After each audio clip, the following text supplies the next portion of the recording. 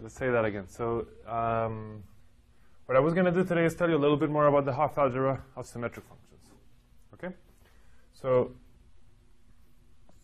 we know that the elements are symmetric polynomials in x1, x2, etc.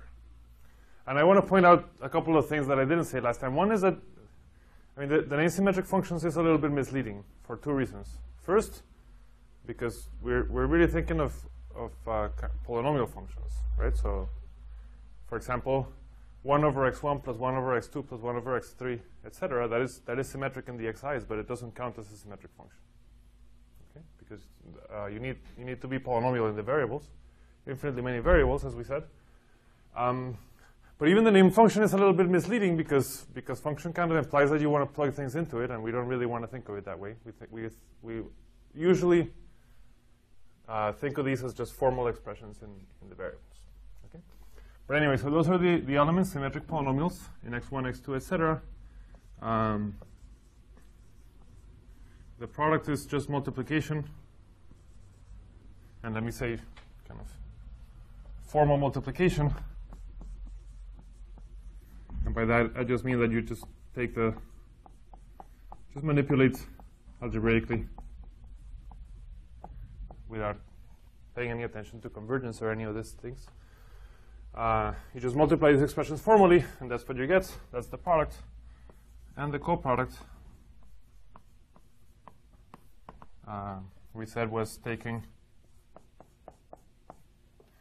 So the coproduct of a function f of the variables x is basically plugging in two sets of variables, x comma y. And maybe I'll put quotation marks here. Last time I spelled out what this actually means, but I'm just going to write it like this now. Okay? Okay, so this is the Hopf algebra of symmetric functions, and then we proved this theorem last time, which I failed to say is called the fundamental theorem of symmetric functions.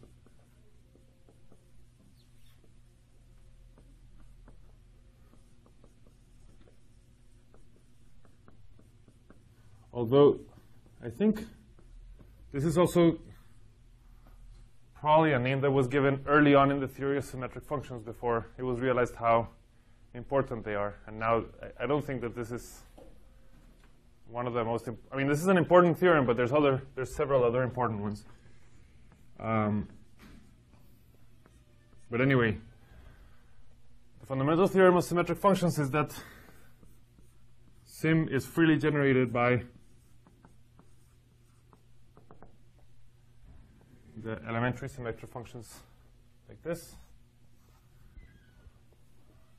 where EI is the sum of, or let's say En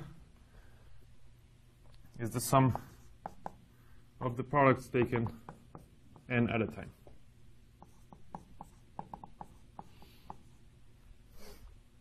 Okay? And so this means that we know what the product structure is on here.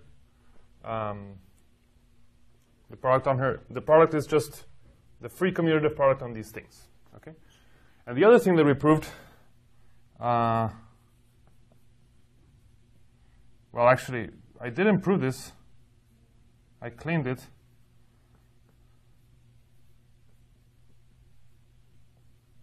That the coproduct is actually very nice in terms of these variables.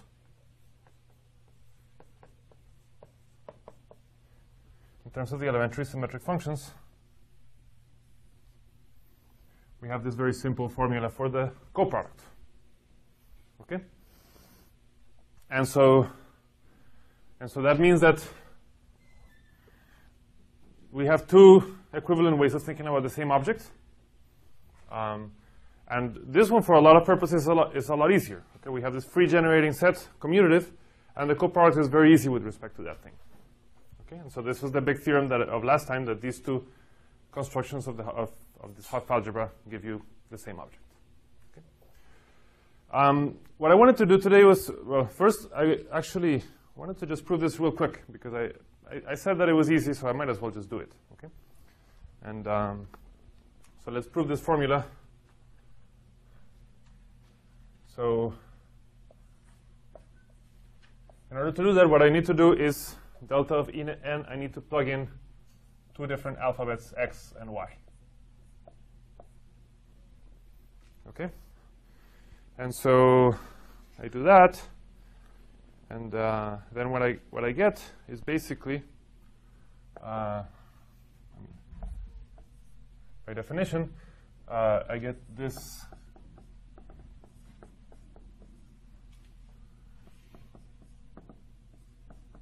where I'm calling z the alphabet x comma y.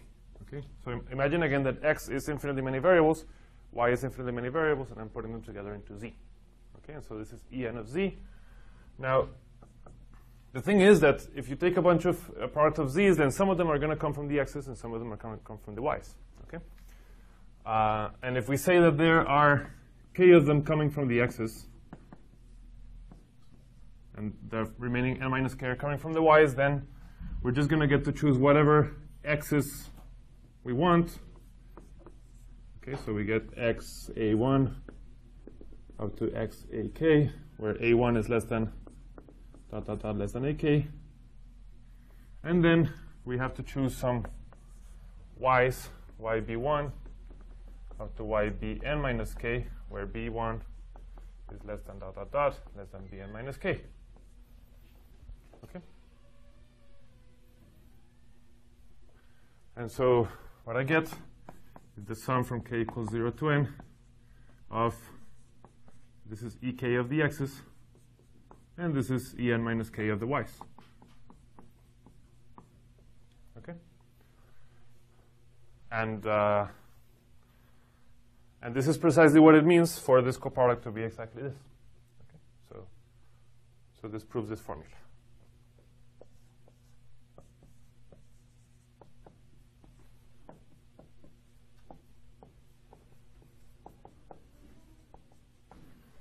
Okay. So this is one of the ways that we have to prove formulas for coproducts of things. Okay. Okay. So one thing that we saw is that we had at least two bases for sim. So one is given by the E lambdas, such that lambda is a partition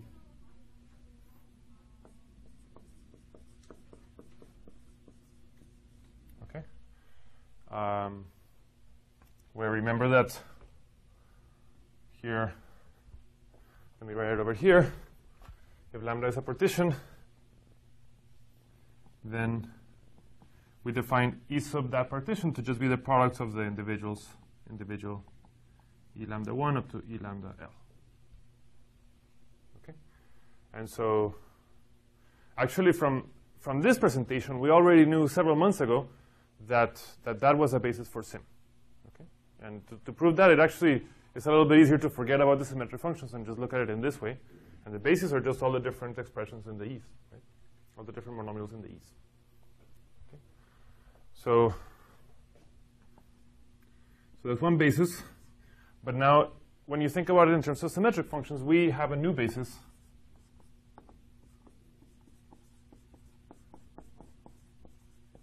of monomials.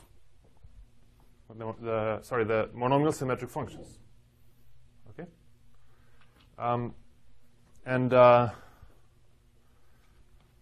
Well, these are also elements of the Hopf algebra, and so you might wonder, for example, how do you express the product and coproduct in terms of that other basis? Okay, so in terms of the basis m lambda, how do you multiply? How do you co-multiply? Okay.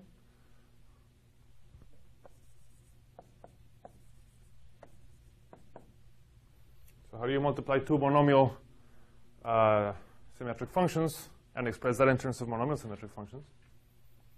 Or how do you take the coproduct of a single monomial symmetric function? Okay.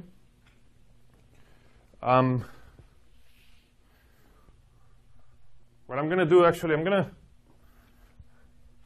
to leave this to you as an exercise. Okay. To figure out when you multiply two monomial symmetric functions, what are the monomials that appear? Okay.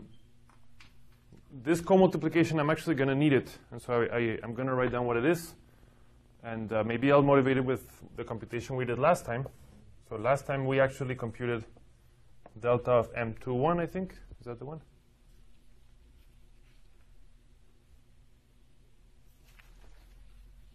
Yeah. I computed delta of M21, and I found that it was M21 tensor 1 plus M2 tensor M1 plus M1 tensor M2 plus 1 tensor M21. Okay.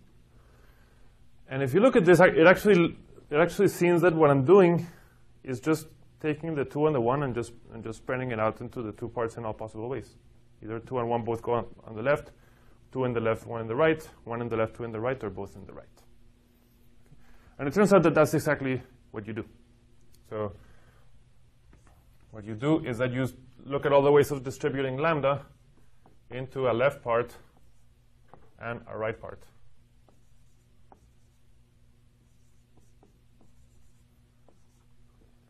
And that's what you get.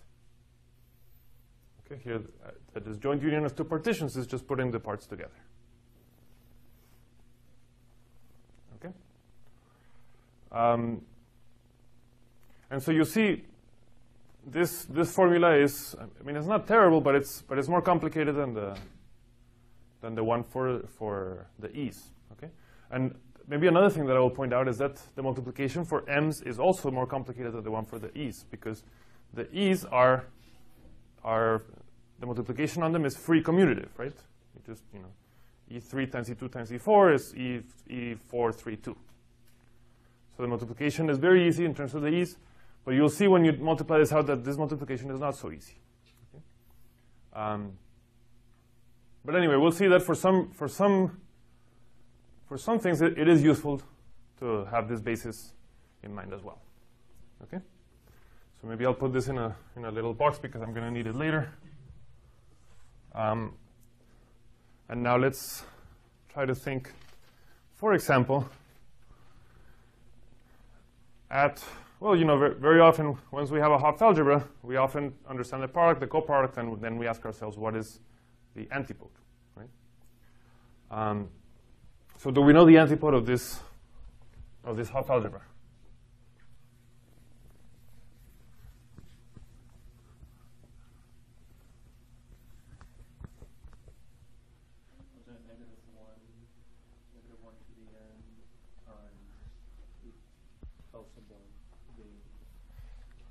So this, okay, so I'm going to write it down, and it might be what you're trying to tell me. You recognize this. Okay.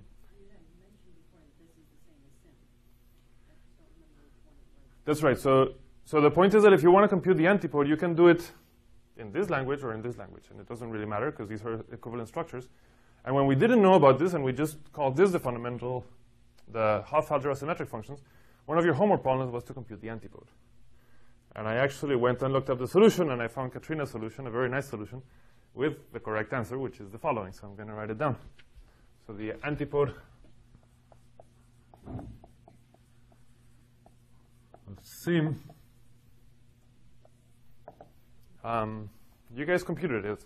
I mean, instead of e's, they were called l's, but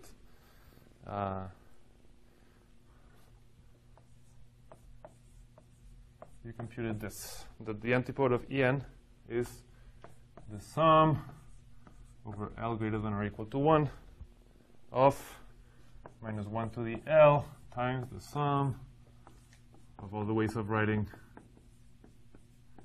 N as a sum of L things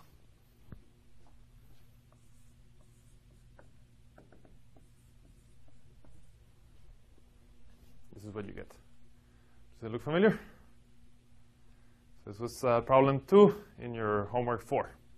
Okay, and this is what you get when you apply Takeuchi's formula. And you found that actually there wasn't this. I mean, very often there's some exciting cancellation going on in these antipodes, and here there wasn't really. This wasn't such an exciting computation, and you get this thing that's kind of ugly. And okay, so 2 points about this. First of all, you compute it for an individual En. Okay, so that means that now you know how to compute it for E lambda. How do you do that? Well, E lambda is the product of E lambda 1, E lambda 2 up to E lambda L, and S is anti-multiplicative. Right? Now here, this is commutative, and so actually S is multiplicative.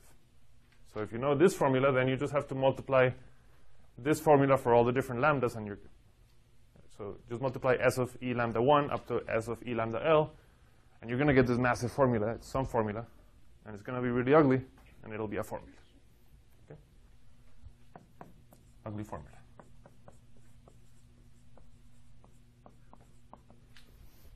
Okay. So I want to show you a nicer formula, and to do that, I want to revisit this computation. So towards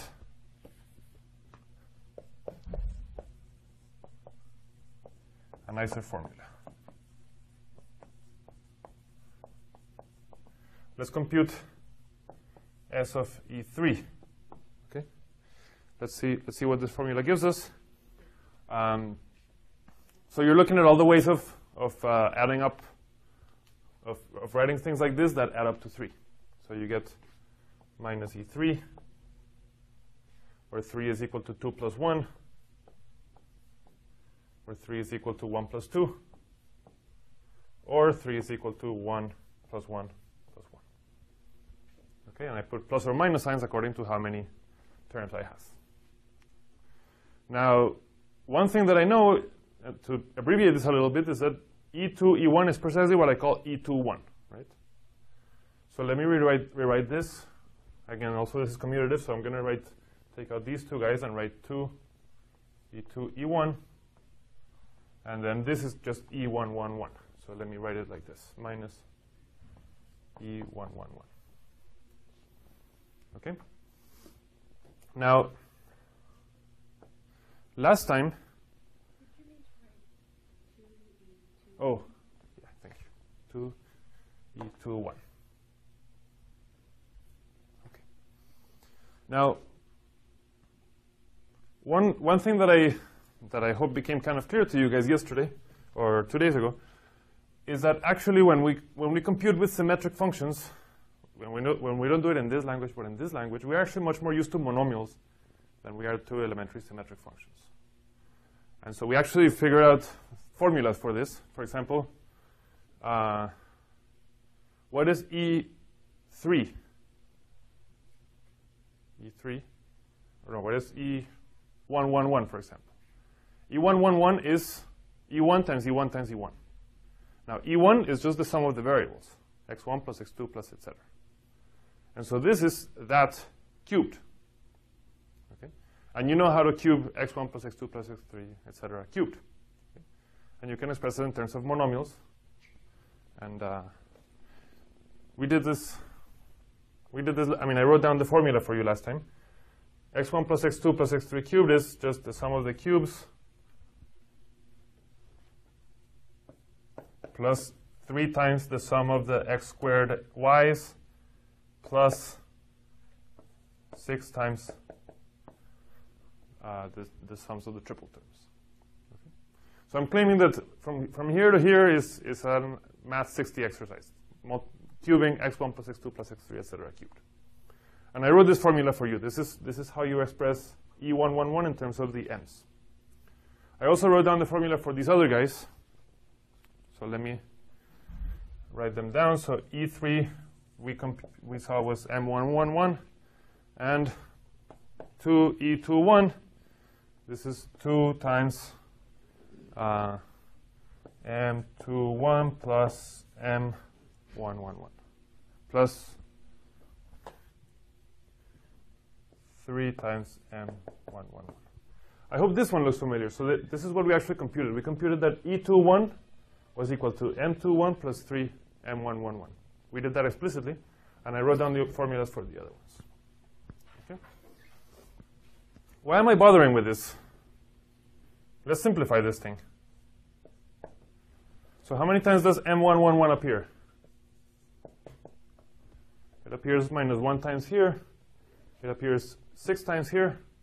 And it appears minus 6 times here. So I get minus 1. How many times does m21 appear? It appears plus 2 minus 3. And how many times does m3 appear? It just appears minus 1 times. Okay? So what did we get? We got every single monomial function of degree 3. These are the 3 different ways of writing the number 3 as a sum. These are all the 3 different partitions of 3, and I get each one exactly once. Okay? And this is what's called, I mean, we should give a name to this. When you add up all the monomials of a certain degree, that's a natural thing, which is called the homogeneous symmetric function. Okay, so let me define that one. So homogeneous. Okay, so let the homogeneous symmetric function Hn be the sum over all different partitions of n of the m lambdas. Okay, so these are all monomials of degree n. Okay, and so for example, that is H3. And as is customary by now, let me define H lambda to be H lambda 1 up to H lambda L, if lambda is equal to lambda 1 up to lambda L. Okay? So these are called the homogeneous symmetric functions.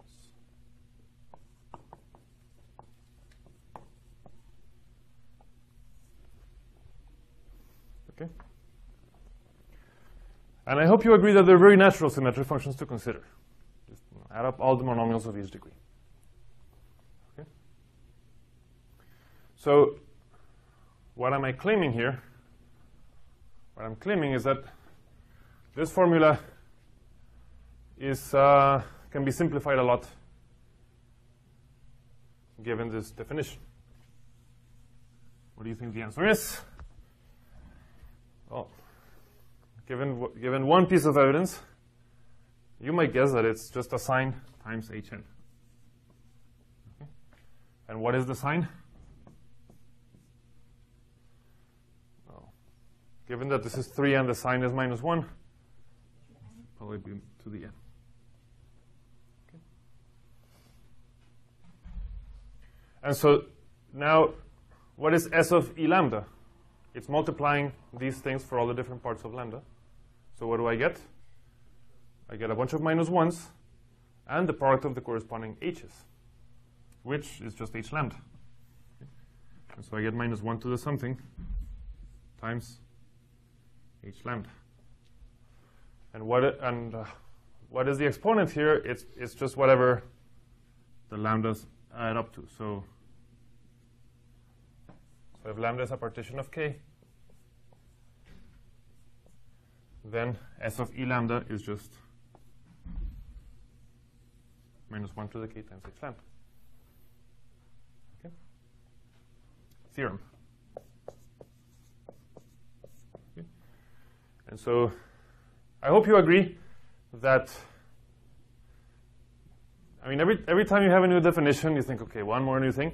But I hope that this justifies it to you, that this is a worthwhile definition, that, you know, if we consider the homogeneous symmetric functions, then the formula for the antipode is really easy.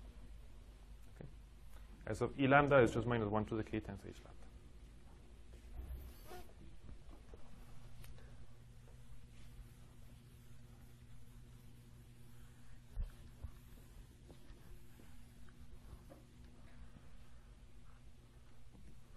so this is a much nicer formula.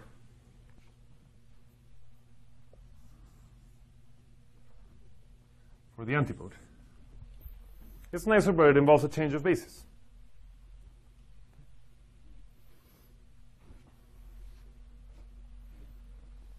Okay. I'm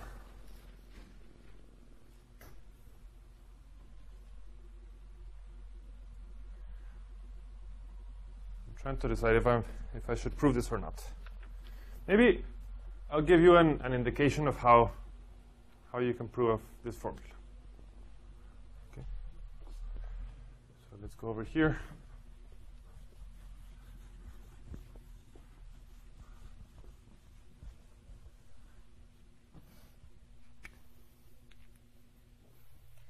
So proof is going to go over here.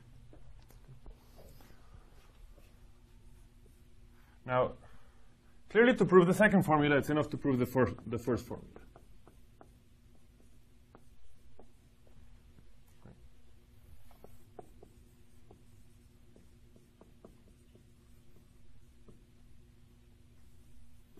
So let me give you a sketch of one possible proof, although there are several. Okay? I mean, in particular, one possible proof is to take the formula that we got from Takeuchi and then somehow cleverly figure out how the cancellation happened. But you'll realize the cancellation was non-trivial, right? Even in that example for n equals 3, it was pretty interesting to see how everything canceled perfectly. And so you can explain that combinatorially, and if you just think about it hard enough, you can do it that way. Another way of doing this is to verify that this satisfies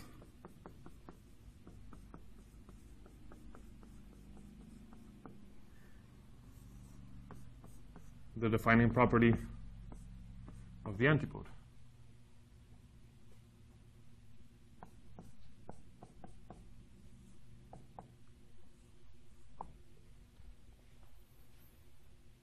So remember, one of the definitions of the antipode is that it was the convolution inverse of the identity function.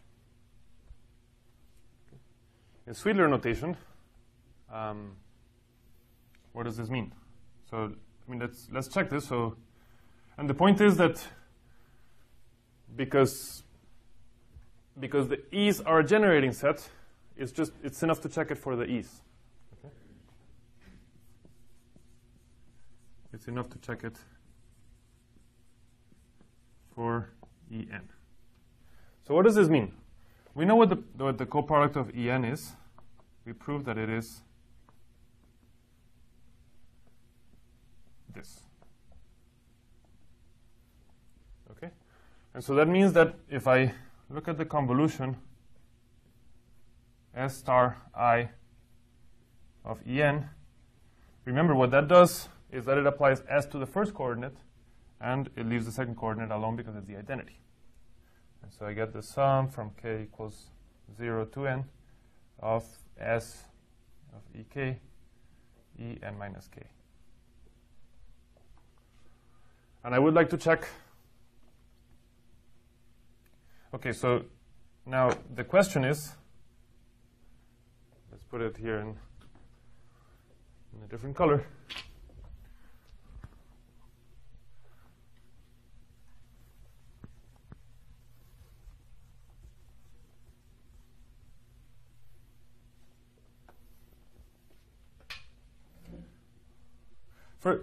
Before I do that, what is this supposed to equal? S star I is meant to be U epsilon. And if you remember, what that does is that it just kills everything except for the trivial stuff. In other words, this is equal to 1 if n is trivial and 0 if n is not trivial. Okay? So by definition, the antipode needs to satisfy this.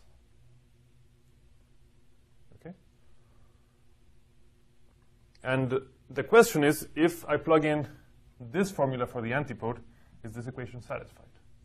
Okay?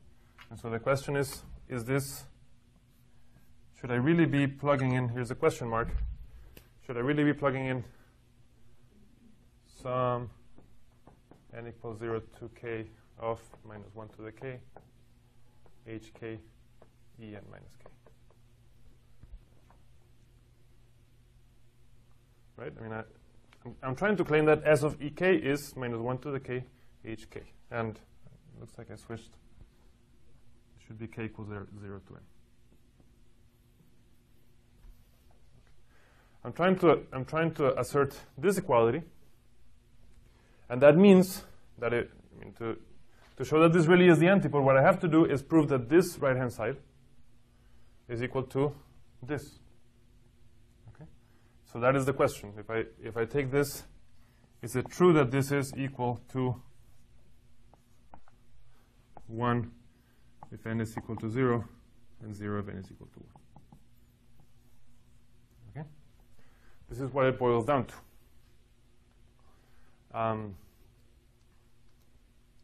And expressing it like this, there's no more Hopf algebras here. This is just a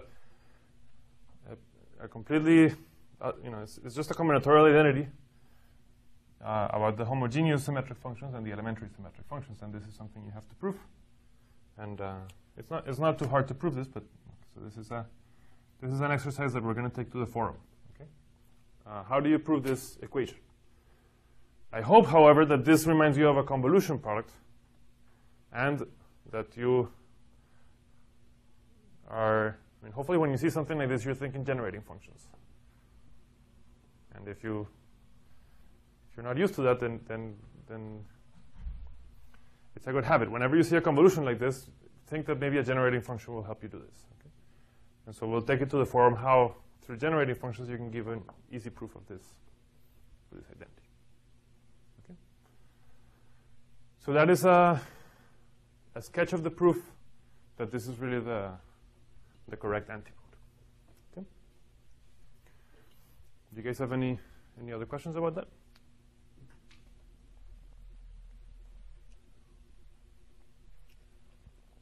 Okay. Now,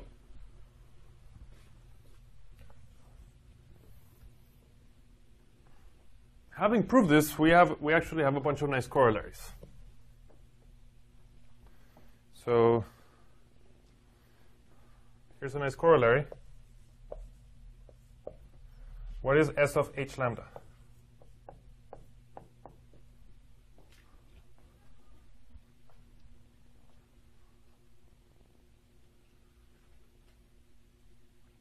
Well, if I ask you, just like this, it's a little bit tricky, right? H lambda is, homogeneous symmetric function, so it's a product of homogeneous things. It's a bunch of e's. It's a little bit hard to say. But the thing is that you should remember that S is actually an involution. S squared is equal to the identity. Remember that this happens in a lot of Hopf algebras, and in particular, if your Hopf algebra is commutative or co-commutative, S squared is the identity. So that means, let's write the proof, and then we'll write the formula. Okay? Apply S to both sides. We have this equation. If you apply S to both sides, you get S of E lambda is equal to S of this.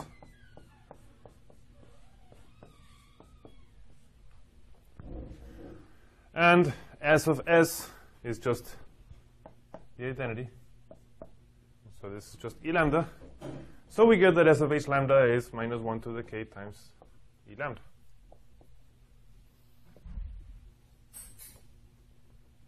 Okay. So the antipode sends the E basis to the H basis and the H basis back to the E basis. You can think of the antipode as switching those two bases. Okay.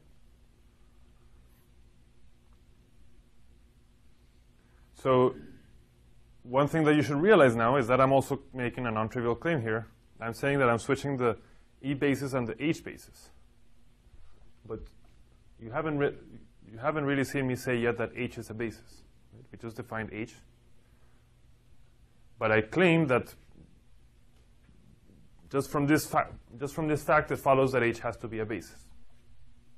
Okay, so let me write that over here.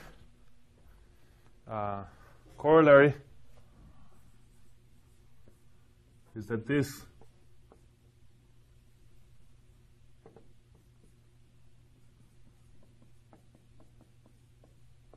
is a basis.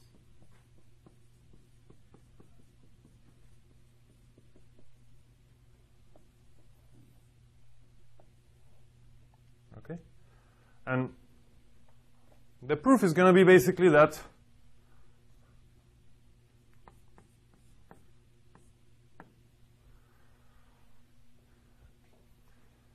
I mean, there's several different proofs that I could give, okay? But let me give I actually wrote down something more explicit here, but let me just write something a little bit slicker.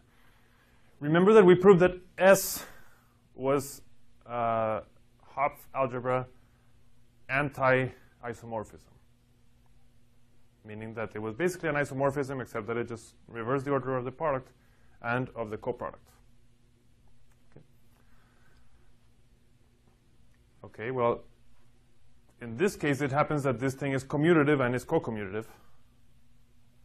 I mean, if you look at the, I mean, it's commutative. We already knew that already, and it's co-commutative because if you look at this definition is symmetric. And, I mean, it's a co-commutative definition. So because this is commutative and co-commutative, that means that S is actually an isomorphism of Hopf algebras. S is an isomorphism of Hopf algebras.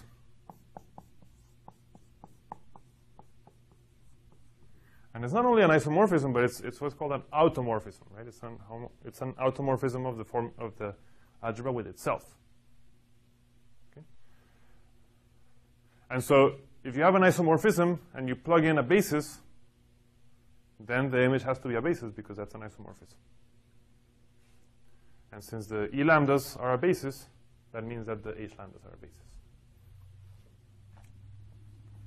Since E lambda.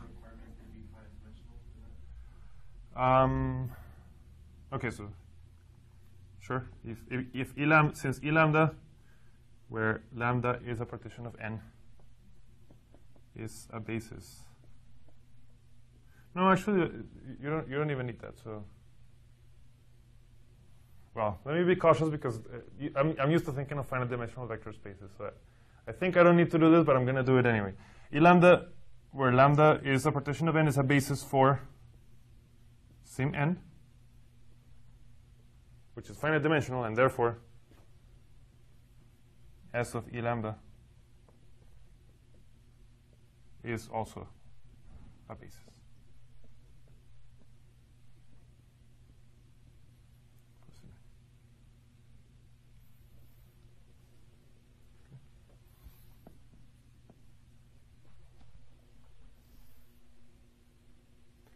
And so that means that I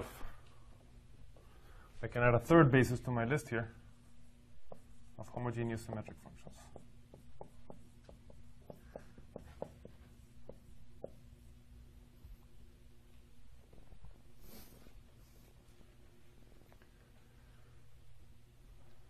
Which, by the way, is not trivial at all.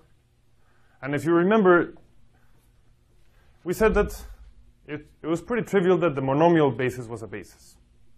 And then we showed that this one is upper triangular with respect to this one. So we concluded that this was a basis. But if you look at this one is not upper triangular with respect to either of these. And so that argument did not work to prove that this one is a basis. It's a little bit trickier to prove that this one is a basis. And this gives me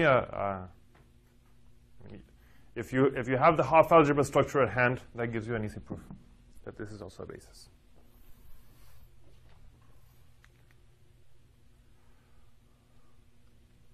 Okay.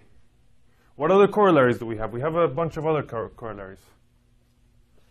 Basically what this says is that whenever the E is satisfied, the H is also satisfied, because except maybe with a sign. So what else do the E's satisfy? We have the fundamental theorem of symmetric functions that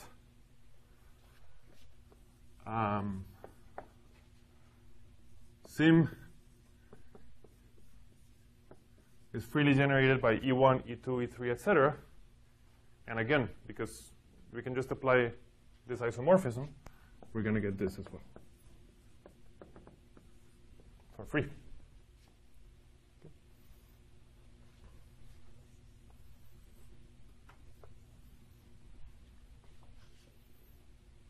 Proof the same.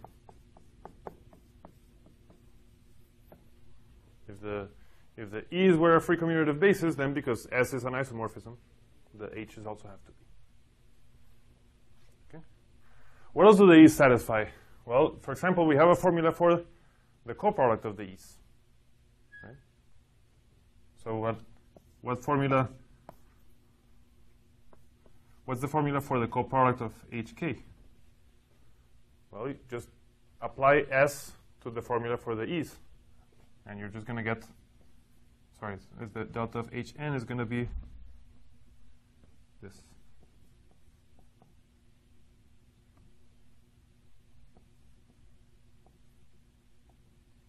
Okay, the exact same formula for the E's. And again, the proof is the same. Proof, compute. I mean, we have the formula for delta of En, and now just apply S to it.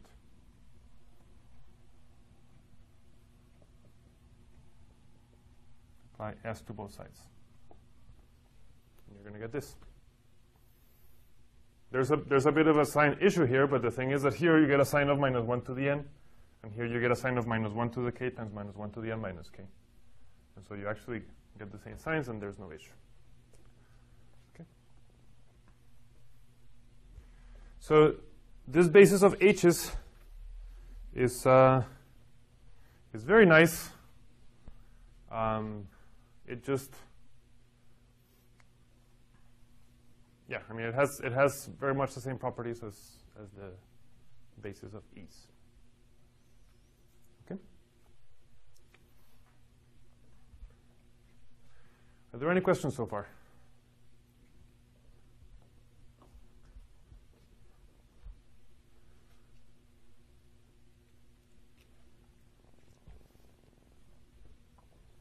Okay.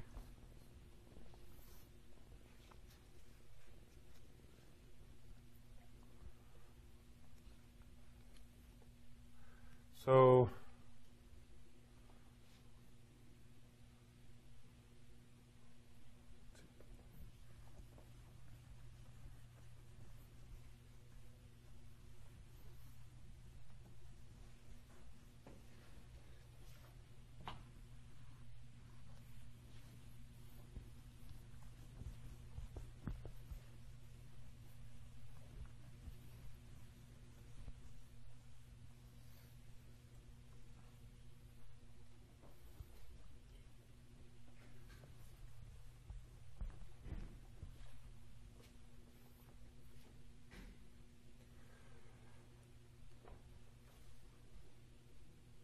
So maybe the next thing that I want to discuss is the following.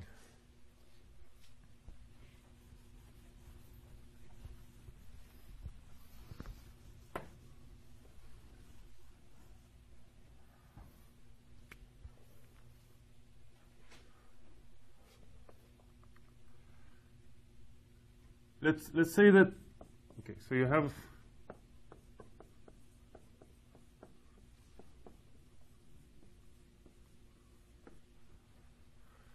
a Hopf algebra H, okay? And let me remind you that we had a construction of a dual Hopf algebra.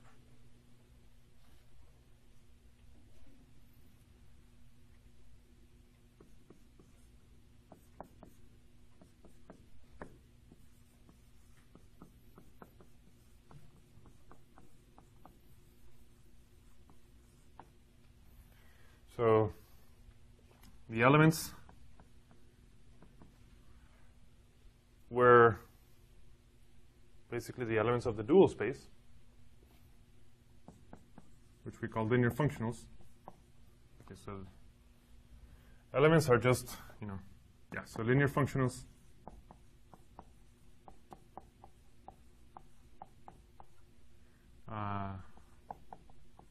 from from H to the ground field.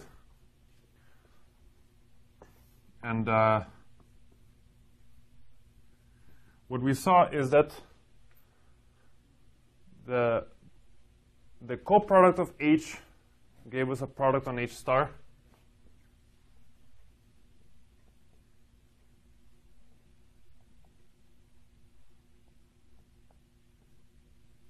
And the product of H gave us a coproduct on H star.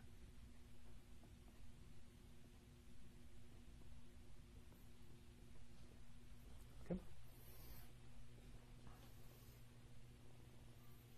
Now, you might remember there was an issue here, which was an issue of dimension, right? So if H was finite dimensional, this worked out fine. So, okay, so let me first say that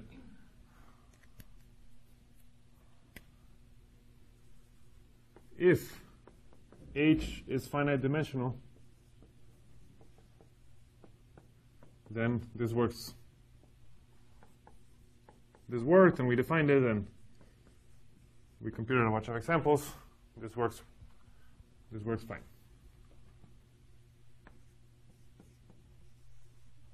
Okay. Now,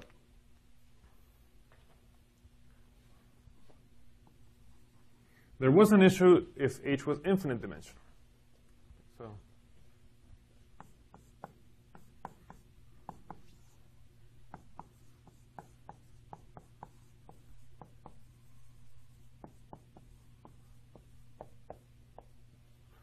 So, and I'm trying to remember now. Either the product or the coproduct was not defined properly, and I think it was. We needed the algebra to be finite dimensional. Yeah. Right. So, right. So the product always worked fine, but to define the coproduct, we needed H to be finite dimensional. And if you remember, the issue was that. So the central kind of linear algebra issue that we ran into is that the dual of V tensor W is not, I mean, we want this.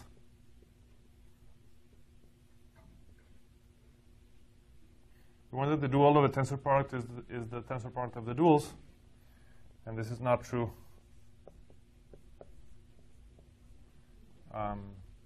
if V and W are infinite.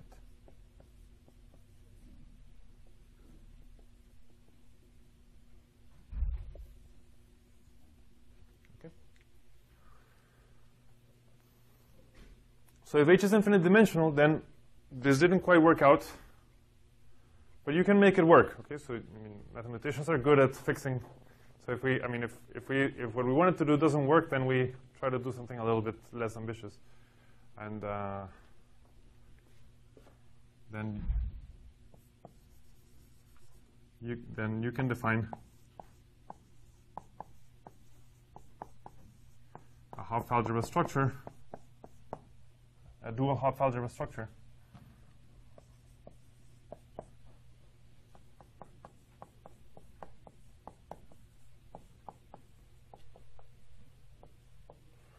On something that is not quite the full space, but it's a large space that lives inside here.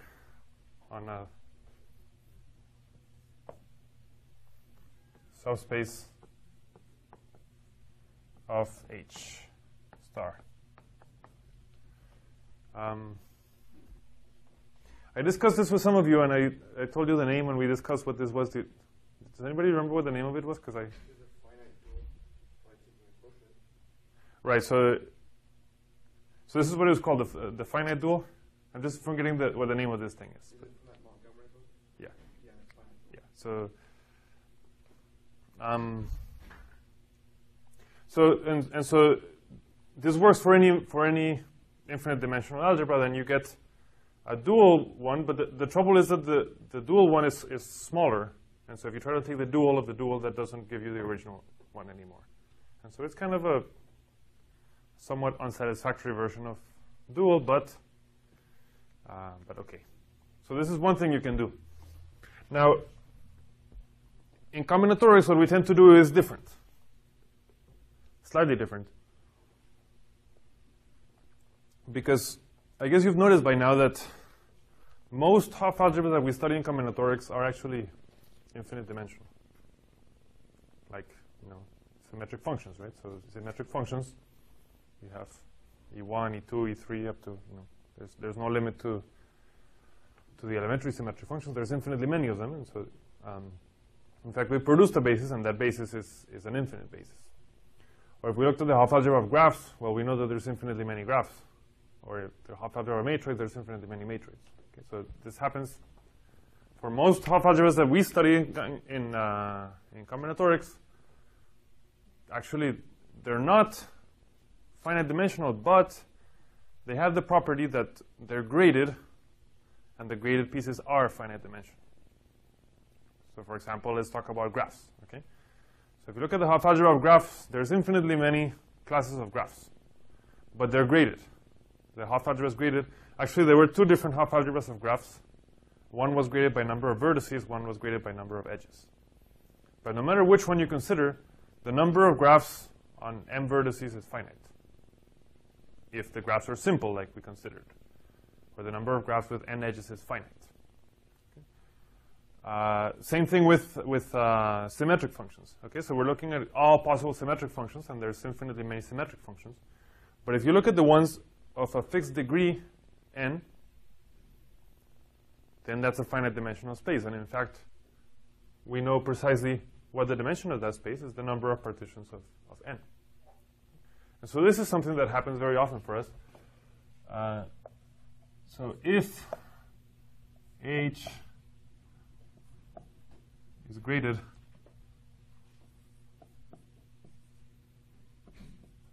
let's say graded by some, we use the letter D for degree.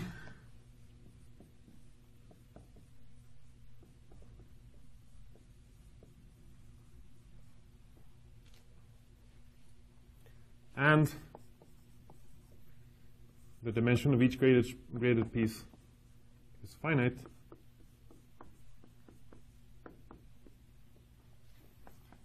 Then, actually,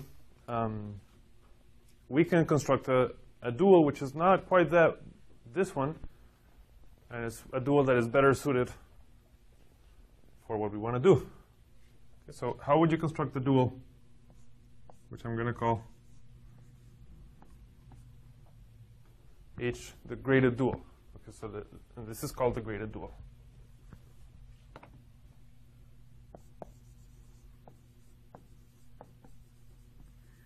The graded dual is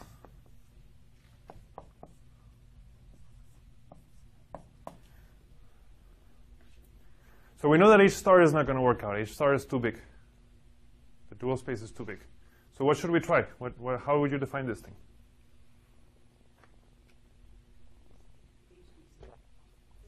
I'm sorry?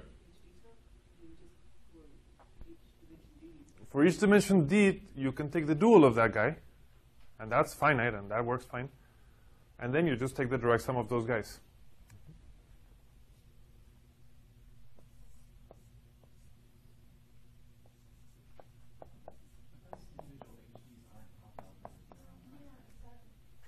That's right.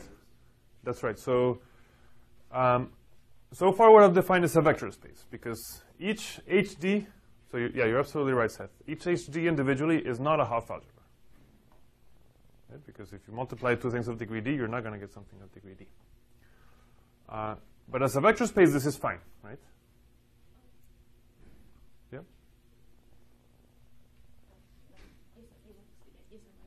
Okay. One thing that I want you to think about, if you haven't already, is I want you to think about why this is smaller than H star. This is not H star. Okay? And you should think about it if you haven't thought about this issue before, think about it. So it's one of those things that I could explain to you, but I think it's more useful for you to think about it. So question, why is this not H star. Okay? Okay, so this is as a vector space.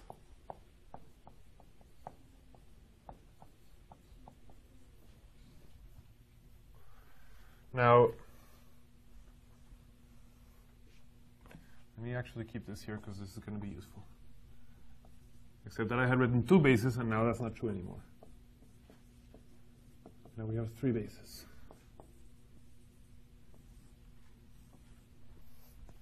Okay, so as a vector space is this, but now we need to talk about the Hopf algebra structure. Okay, so how do we define the Hopf algebra structure here? How do I multiply? Okay, I'm running out of space. So multiplication. How do I define multiplication? In here. Well, the thing is that to define multiplication, you just have to decide how you're going to multiply homogeneous things. So to multiply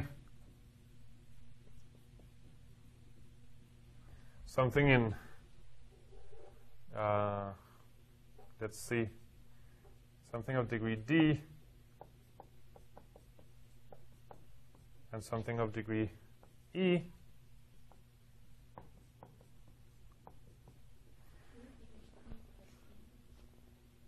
that should land in degree D plus E. And so what I do is that I just use the coproduct in degree D plus E.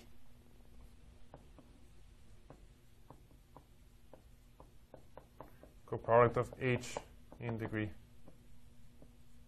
D plus E. Okay?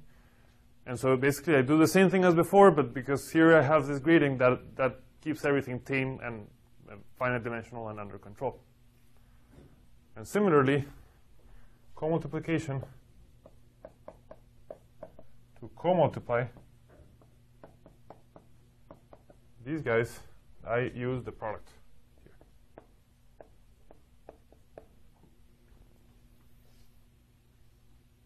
Sorry, so to co-multiply something of degree n, I use the product in degrees k and then minus k for all k. Okay? So I can say directly, but for regular dual, right, we know that B star equals B, right? How about this one? Does it interact the same? So the question is, what happens if you take the graded dual of the graded dual? And the answer is that you actually get the original thing back. So that's why I say that this is better suited for our purposes. Okay? So here, because you have a finiteness that is not a finiteness of the whole algebra, but you have a kind of a piecewise finiteness, the same definitions that we made earlier, if you just tweak them a little bit to be more careful with degrees, it all works out. Okay. Okay.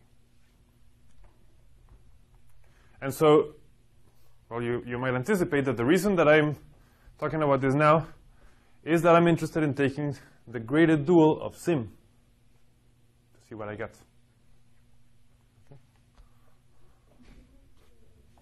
Yeah? The problem with that, with the non-isomorphic, is not to do with size, right? Here the problem. Okay, so if V and W are finite dimensional, then this is a true statement. These really are isomorphic. If V and W are infinite dimensional, then these things don't have to be isomorphic. They're not going to be isomorphic at all. If V and W are infinite dimensional, these are not going to be isomorphic, but they might have the same dimension.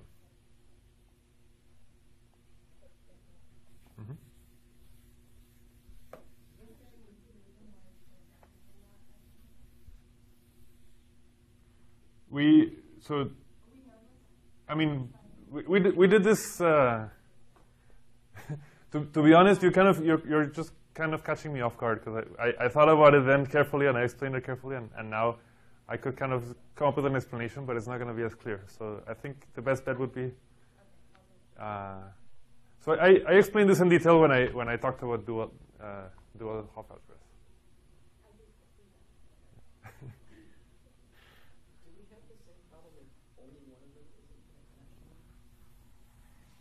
I'm not sure. I think yes, but I'm not sure.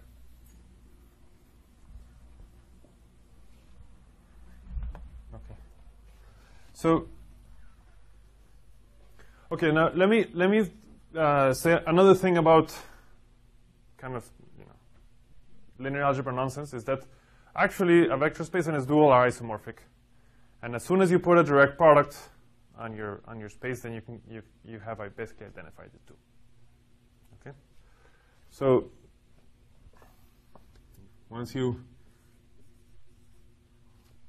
if you have I guess a non-degenerate inner product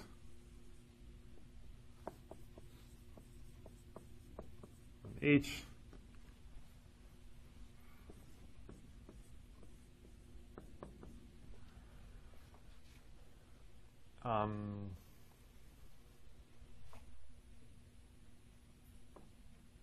then you basically I have identified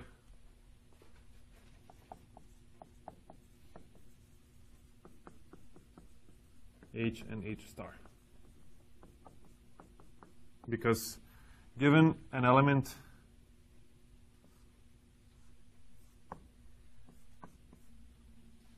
H and H, you have identified it with the linear function of taking the dot product with H, or the inner product with H. Okay? So we might call this, I don't know, f sub H, which is a linear function that applied to G is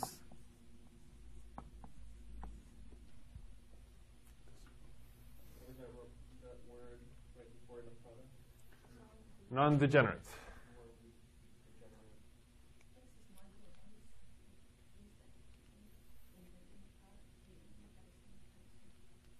Yeah, I mean, so basically, you don't have things that you don't have an element whose inner product with everybody is 0, unless that element is 0. Okay, and so having said that, let me now say the following thing.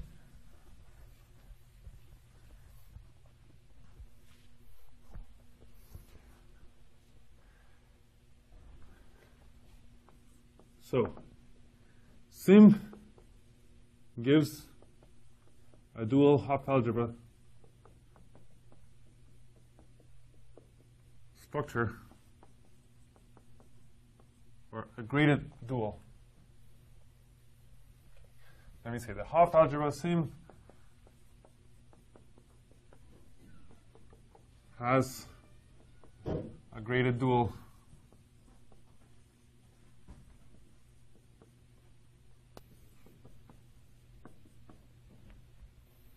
Sim star. Okay.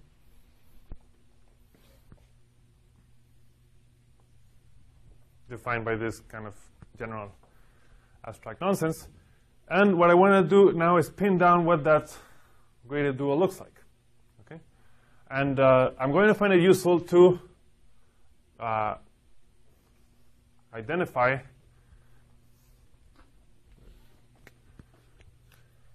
Sim star with Sim via an inner product. Okay? So this is gonna be a little bit tricky, but I'm gonna try to have a blue Sim, which is the identification with Sim star under a direct product. Okay? So yep. On the thing on the left, G is an element of your Hopf algebra. It's common H. Yep. For G in So H. you do your evaluation, it's H, comma G. If G is an element of the Hopf algebra and you have a comma H, this should send you into the field? Is that what's supposed to happen? Is So H acting on G? okay, so your question is whether I should put H comma G instead of G comma H.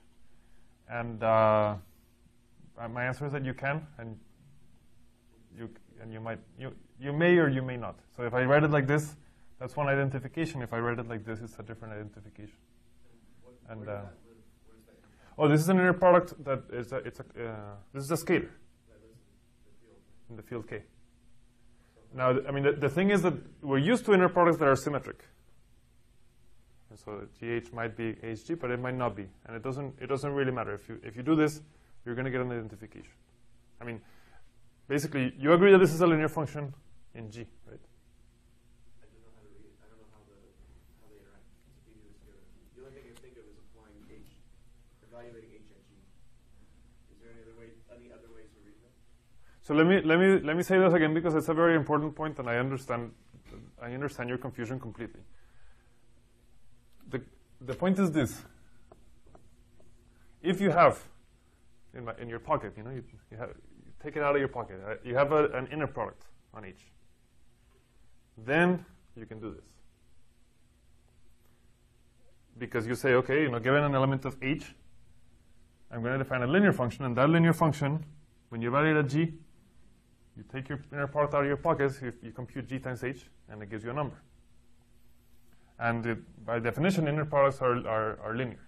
They should be bilinear. Okay? But this depends entirely on what your inner product looks like. Okay? And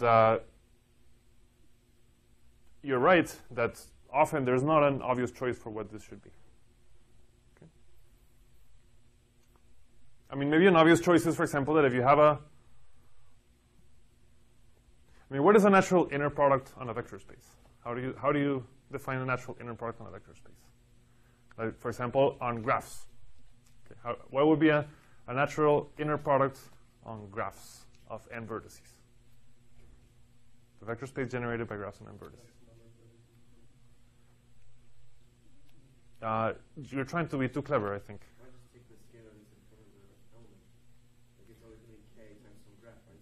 So basically, one thing you can do is just decide what a basis is, and then take dot products, right? And so you can just say that if you look at the graphs on n vertices, you can just call each graph a basis vector, and the dot product of each graph with itself is 1, and the dot product with everybody else is 0. It's just a standard inner product. That's an example of what you might do here. Okay, I'm going to do something really weird now, which is not that. I'm going to define is identified with sim via the inner product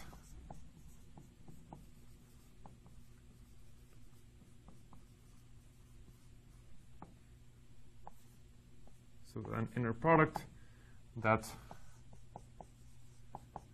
given two symmetric functions that gives you a scalar. And what I'm going to do, it's strange, is that I'm going to declare that E lambda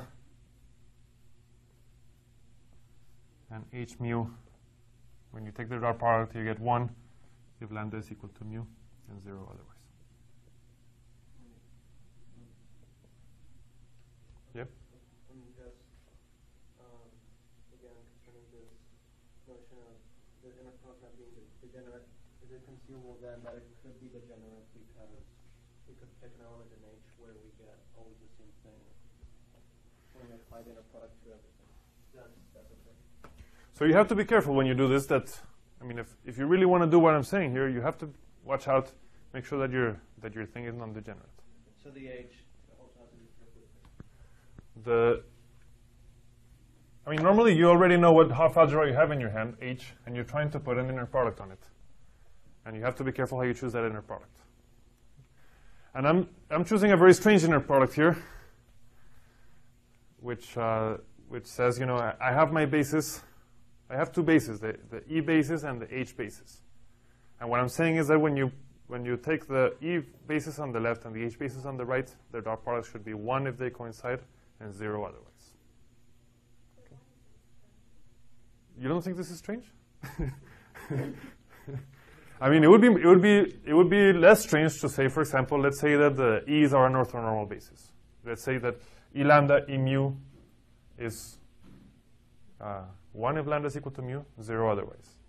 That would be less strange. This, I mean, I don't know. It's not the first thing that I would write down as a natural choice. It's not awfully strange because it is kind of customary to say basically that E and H are dual bases. I mean, this is basically. So if you've seen this, maybe this is less strange. Actually, I think you have seen this maybe in a different language. So here I'm just saying that E and H are dual bases with respect to this inner product. Okay. So I do this, and that means that my graded dual sim star defines a second Hopf algebra structure on sim. So, and that's why I'm using a different color, because I had my black structure that was my original Hopf algebra structure, and then via duality, I'm getting the second Hopf algebra structure on sim. Okay.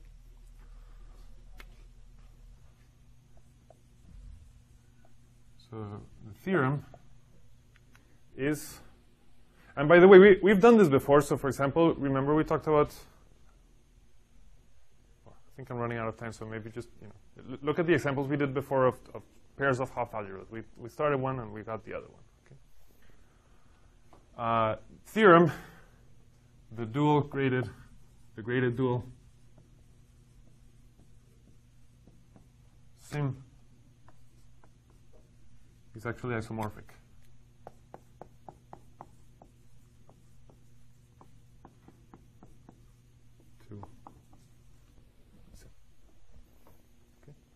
Which is a pretty amazing thing. You take a Hopf algebra, and when you take the dual, presumably you should get something different. But this guy has the property that it is self-dual.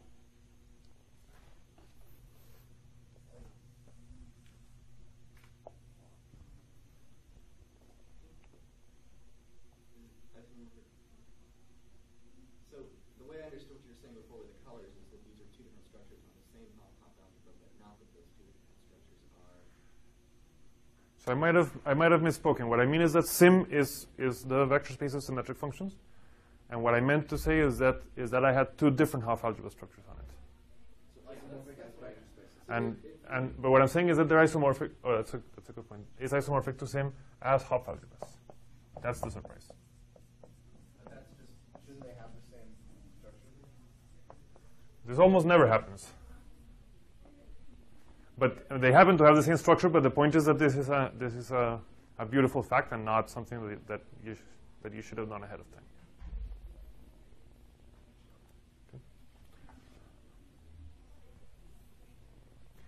Okay, so let me say it again. For any Hopf algebra, you take a graded dual, and it should be a different Hopf algebra. But it just so happens that when you do that for this particular one, then you get the same thing back. Okay. Let me give you a sketch of the proof. Unraveling the definitions, you'll see that what you need to check is that, okay, and this is where it's going to get a little bit tricky. The way that we defined, no, I think with the time that I have left, I'm going to have to abandon my colors.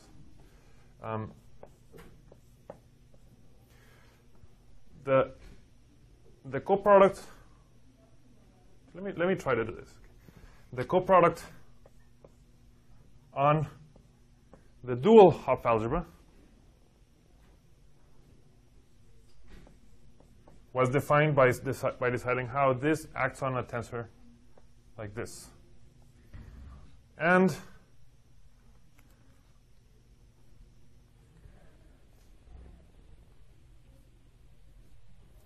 this is done by transferring the structure from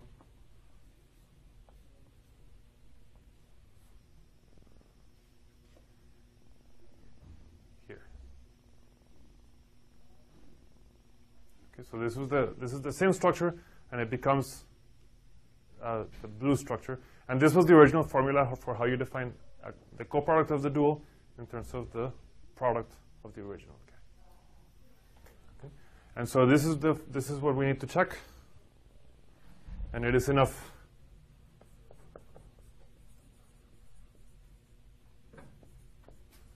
to check it for bases. Okay, you can just choose bases for F, G, and H and check that. So what I'm going to do is choose the M basis for F, the H basis for G, and the H basis for nu. Okay, I'm gonna show that this is true for every F, G, and H in Sim by proving it for this basis.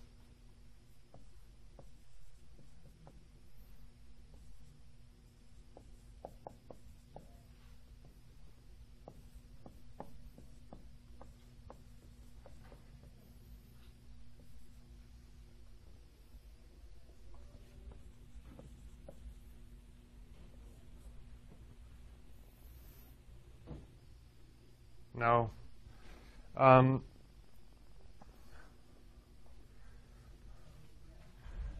what is this? Well,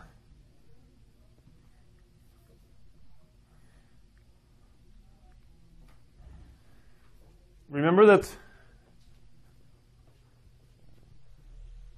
Sorry, I think I meant.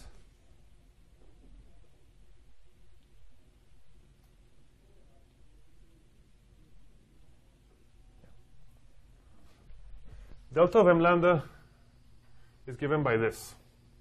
Okay? So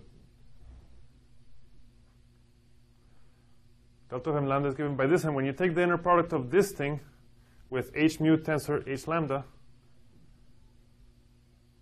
what you're going to get is that this is the coefficient